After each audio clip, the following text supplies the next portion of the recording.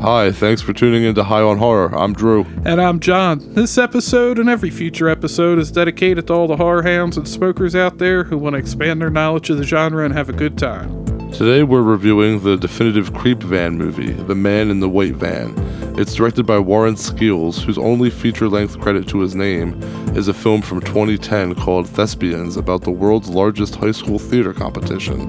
But don't let that deter you from seeing The Man in the White Van, because it's not one to sleep on. By the time this episode airs, The Man in the White Van will have made its world premiere at the 23 Newport Beach Film Festival this past Saturday. The movie is based on real events, so we'll be getting into that. And of course, we're going to start off by telling you what we're smoking this week. Today on High on Horror. Interviews, reviews, and the latest news all rolled into one.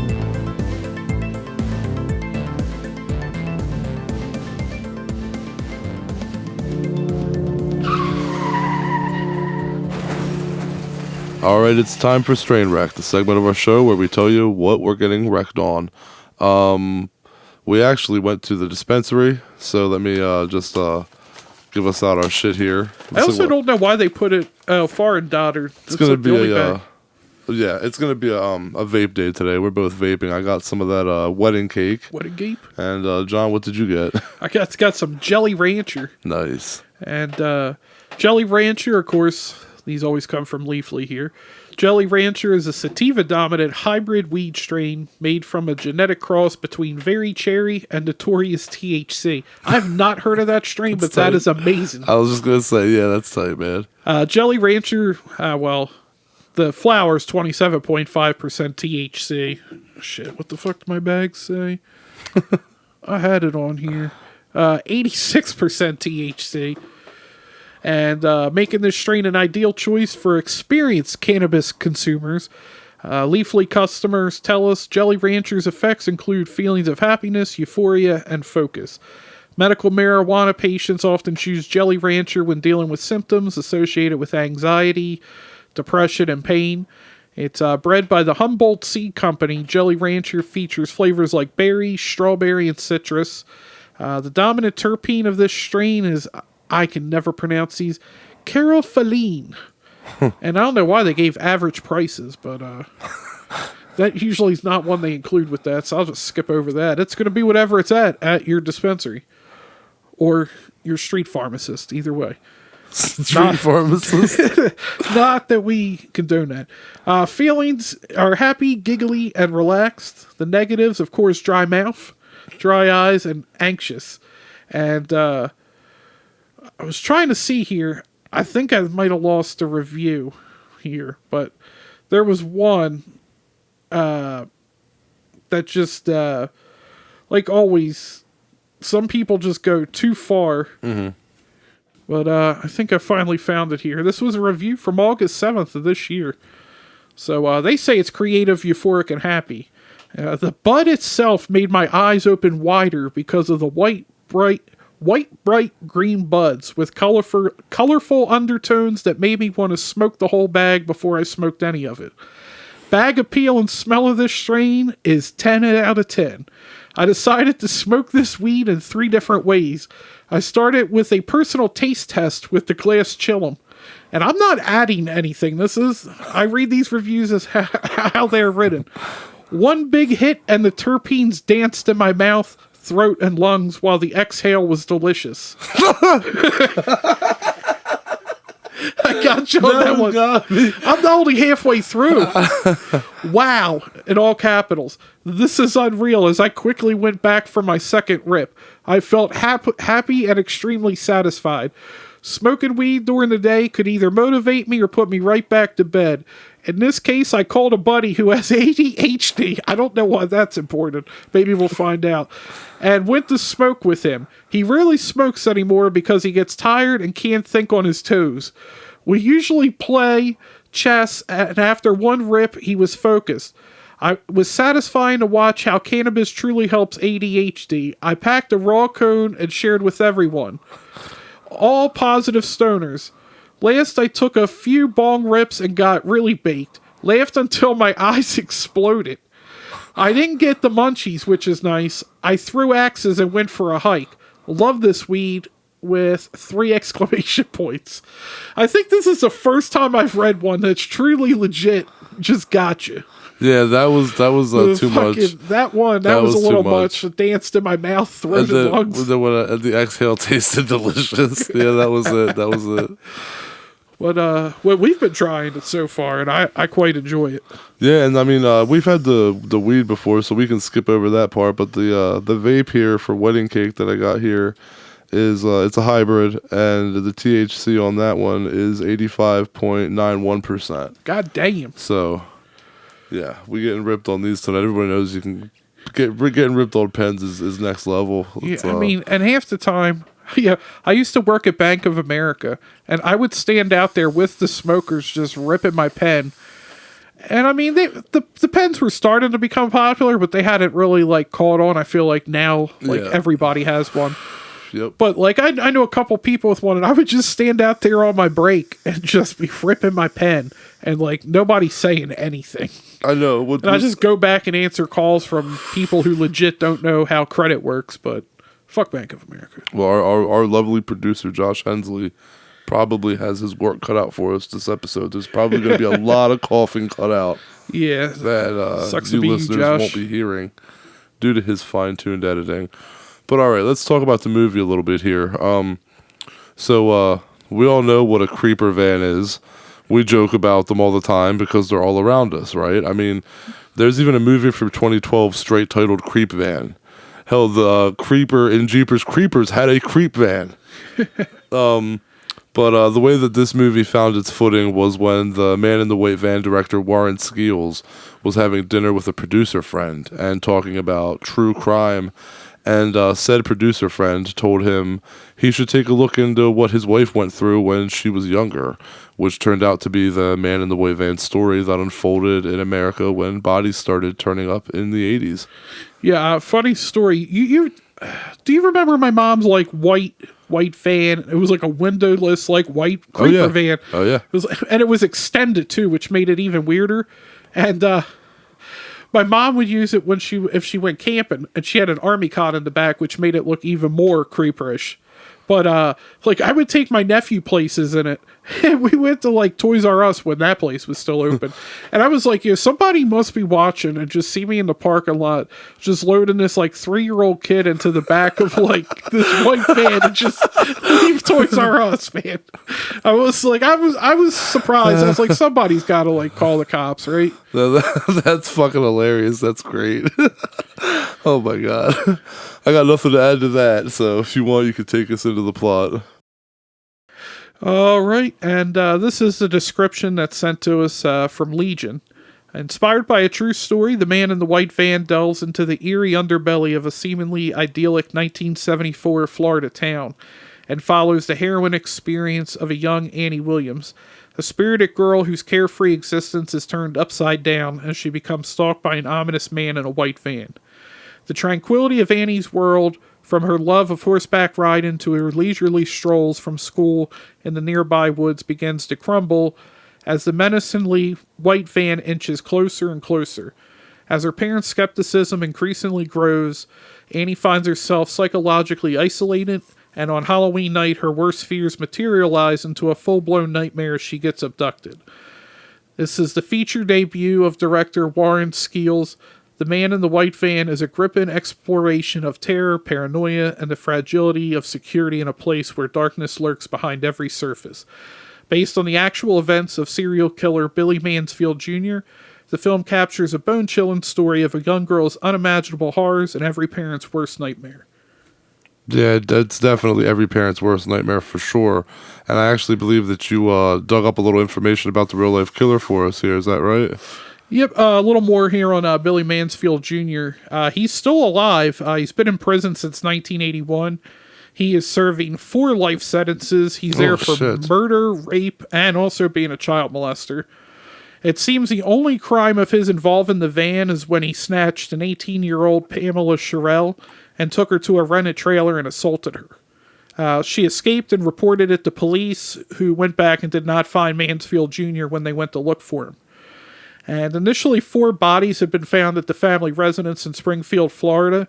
since Billy's brother's arrest. I actually forget when. I want to say it was back around 2000. They've actually found more bodies at the residence since then. So has there been a total yet? Do we know a total of how many bodies have been uncovered from this same killer?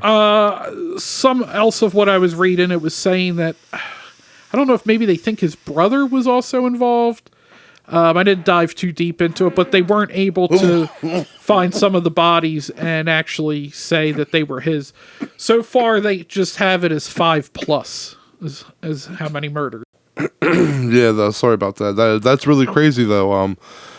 So just no total number, but still digging up bodies and uncovering bodies. Okay.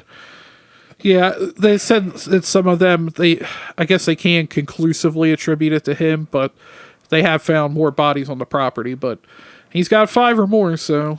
And who knows if he's committed them all on that property? You know what I mean? So.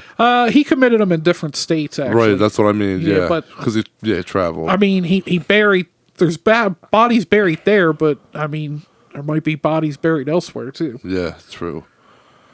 But this film, I was surprised. We actually had like Sean Astin and Ali Lauder were in it, and I did not recognize the main actress. I can't think of her name off the top of my head.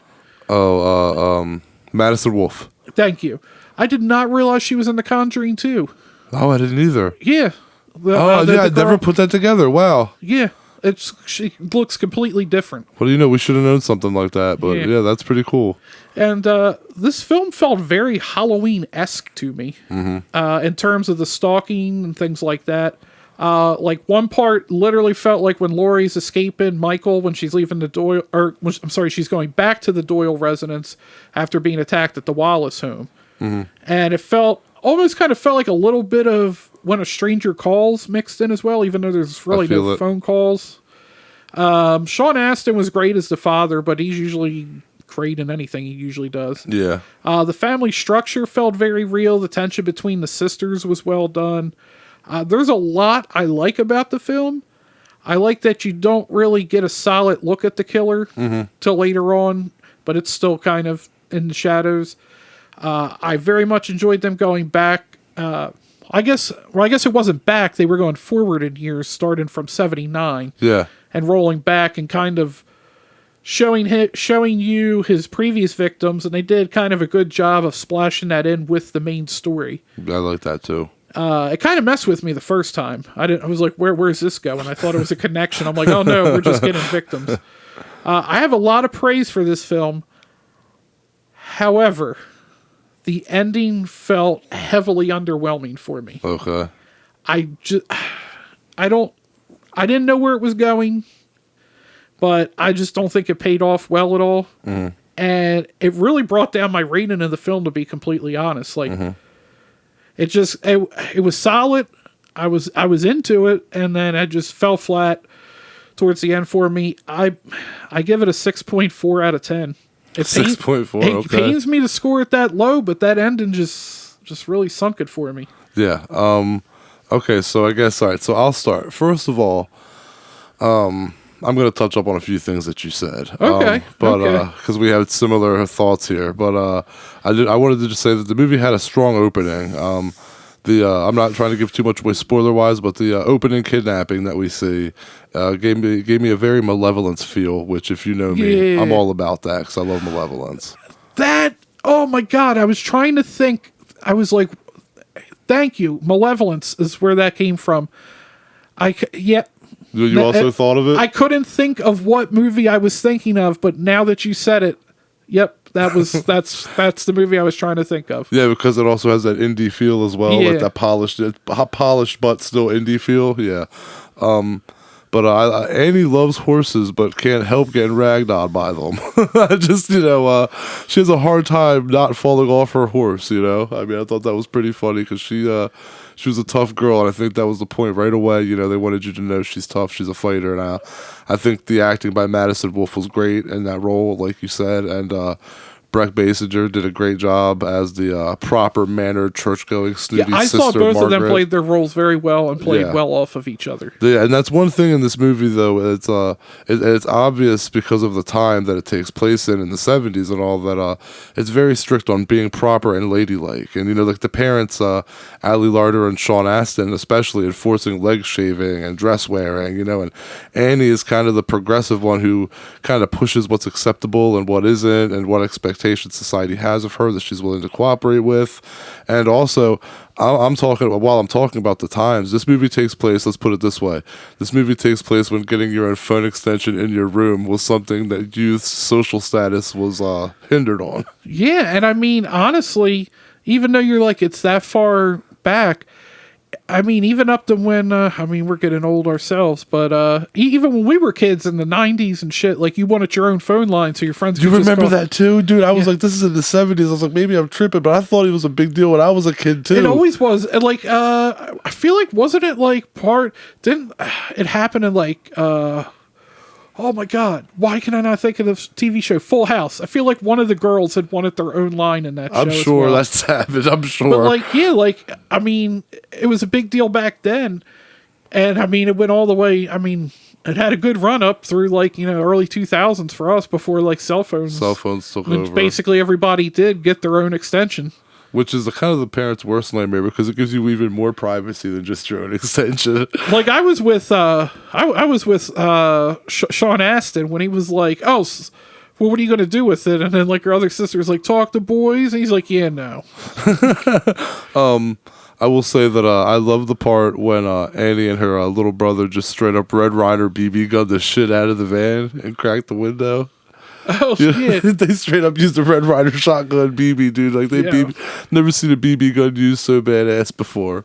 But this van is legit a creeper van. I mean, down to even the tinted windows. Even am I right? Like I even thought, oh, this motherfucker even got black windows. Come on, bro. Like, well, like if you remember my mom's on the side, it didn't have any. It only had windows on the front and Right. the driver and passenger side. I think that shit even more creepier.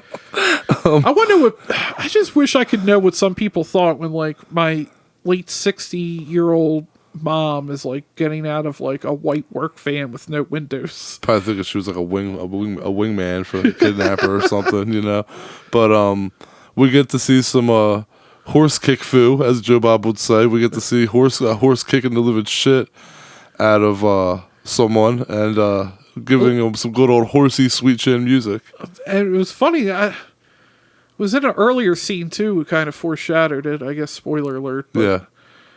I mean, I think in the moment watching that scene, you know exactly what was coming. So And you were kind of rooting for it to happen, right? I was like, oh, okay. Because earlier, just like, why is that in here? And Annie fights, but the creep just won't back off. And also, something I discovered was that the director used his own hands in some of the shots instead of the actual actor playing the killer / creeper / stalker. So I guess our director here channeled his inner Dario Argento. All right. So I guess to conclude this, the movie is fine tuned in regards to pacing. And I think the score by Scott Borland highlighted the movie. The things about this movie that I don't like is, I don't like how the parenting was the stereotype, oh, okay, honey, brush off type of parenting. I feel like that kind of stifled the performances of Ali Larter and Sean Astin. Like, had they been given the opportunity to react and be involved in some of like the intense moments, I feel like that would have done nothing but elevate the movie. But I'm not here to judge. I'm here to judge what's in front of me, not what not what could have been. So onwards, I just like how they made the creep like Michael Myers. He's essentially a plaid-wearing Michael Myers. You mentioned that you can't see him, and that's true, but you can't see the motherfucker's flannel shirt. You cannot tell me her running did not feel exactly like Laurie Strode running back to the Doyle household. It did, and like banging on the door and everything. And, but also though, it was like he didn't get hurt. He gets hit with a car, and it's like he didn't get hurt no matter what they throw at him. He just like momentarily gets stunned, the same way Michael would, and. The director said he referenced Jaws a lot, but I didn't see Jaws. I saw a lot of Halloween. And I guess lastly, I think the movie is definitely intense. It has some all-around great performances. I really liked it. I like the reverse countdown to the climax to Halloween Night on 1974, like we talked about. Yeah. It's a movie you can really get some of your friends together and watch, and everyone can relate to, and be pulled in because everyone's been creeped out by a creep van at some point in their life, like I said earlier. But yeah, I give this movie a 6 out of 10. Damn. So okay, we both kind of scored around the same. I thought maybe you would have maybe liked it a little more, but like. I feel like if there was a better ending to it, I feel like it would be rated a lot higher. I agree. That ending I went, oh.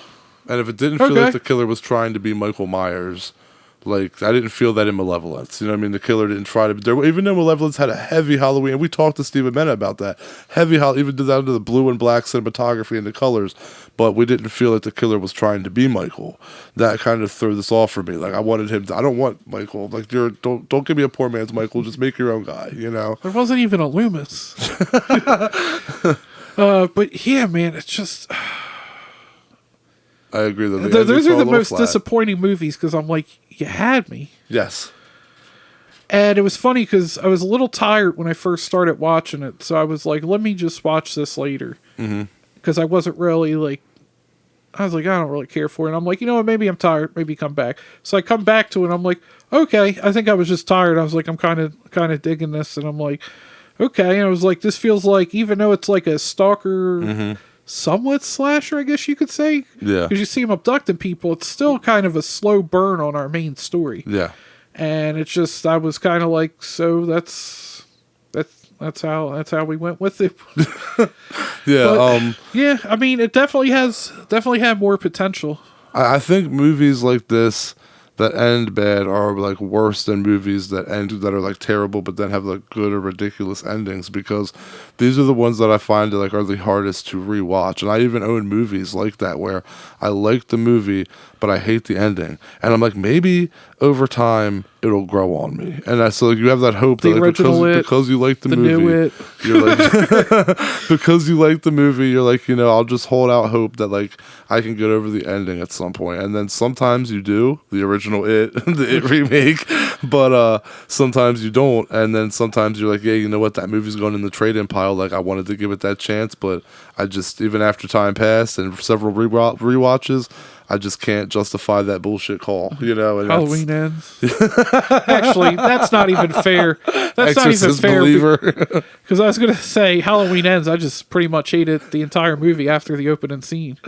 But so that's not fair. I wasn't digging that till the end let me down. I know every movie fan out there listed has a movie that they are like, I hate the ending, but I still watch it. I hate the ending, but I still watch it. And you're just hoping. On Instagram, when you posted that, like what was a movie that disappointed you? Yeah, I feel like that was one of the ones people responded to the most. Yeah, and to believe it or not, I only saw like 1 or 2 Hereditaries, which blew me away because I thought it'd be more. That movie is so divisive; it's crazy. There's people like me that literally, and I don't have. As a critic, I watch. I watch the shittiest. I will watch fucking Fried Berry and fucking Street Trash and like do all that shit. I watch Body Melt. And I watch fucking a Serbian film. I don't care. I don't have my pinky out when it comes to like watching movies. I'm not that type of a critic, but sometimes I am, I guess, and that's the case with that one. Well, I don't really have much more to say. I do, but we're going to talk when we're done recording because I don't want to give spoilers for it. But I have more to talk about with this movie. Okay, yeah. But let's wrap this shit up here. All right.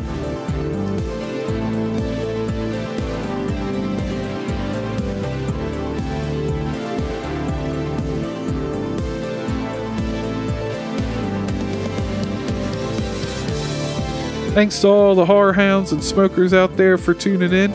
Make sure to follow us online for next week's episode at High on Horror 420 at Facebook, X. I always feel weird calling it X. Like, I feel like people are like, the fuck is X?